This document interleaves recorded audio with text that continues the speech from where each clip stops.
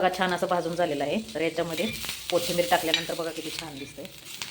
तर हे सगळं मी भाजून हे वाटण करून घेणार आहे. किती छान दिसतंय ना कोथिंबीर टाकल्यावर. तर तुम्ही चॅनलवरती नवीन असाल तर चॅनलला सबस्क्राईब करायला विसरू नका.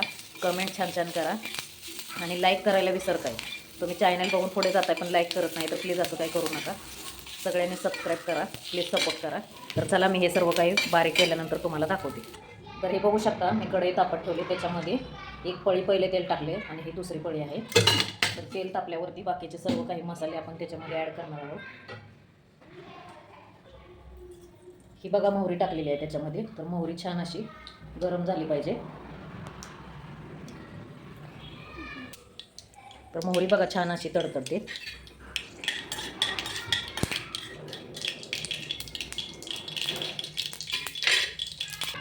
तर हे जे वाटण मी आता भाजलेलं तर हे मी मिक्सरला बारीक करून घेतलेलं आहे. तर तेलामध्ये आता हे सर्व काही टाकायचं आहे. तर हे बघू शकता मी आता ह्याच्यामध्ये हे टाकणार आहे वाटलेलं.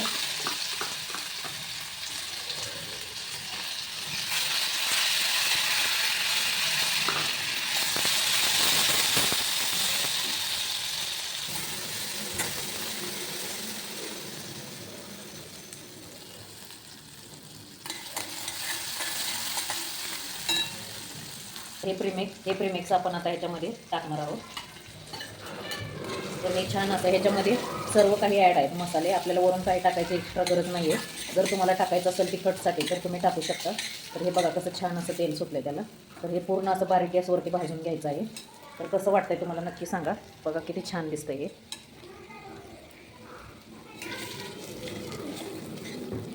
हे बघू शकता तुम्ही.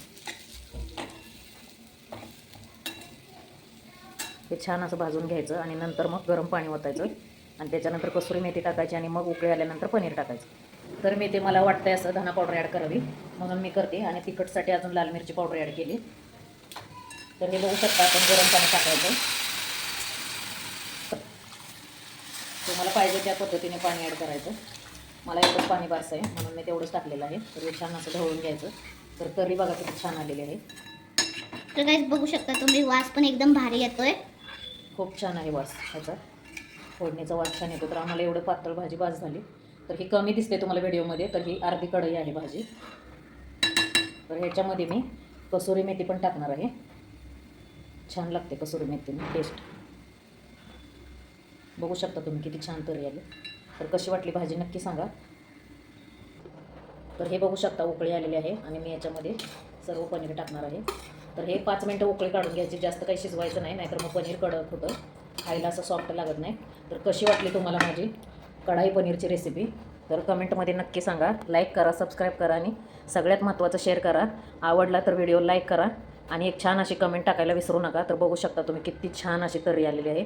तर ढाबा स्टाईल कढाई पनीर रेसिपी तुम्हाला कशी वाटली ती कमेंटमध्ये नक्की सांगायला विसरू नका. तर भेटूया नेक्स्ट ब्लॉगमध्ये. तर बघू शकता गाईस तुम्ही पण तडका किती भारी आलेला आहे ह्याला. म्हणजे हे काय म्हणतात मला माहिती. तरी पण बघू शकता तुम्ही किती भारी आले आणि इथं बबल्स फुटतायत असे. आणि वास जेव्हापासून मम्मीने टाकलेला आहे ना ह्याच्यात तेव्हापासून माझ्या तोंडात पाणी सुटलेलं आहे. असं वाटतं कधी खाऊ मी. तर गाईस नक्की शेअर करा, जास्त तर सबस्क्राईब करा. तर मिळूया नेक्स्ट ब्लॉगमध्ये. तर सगळ्यांना बाय.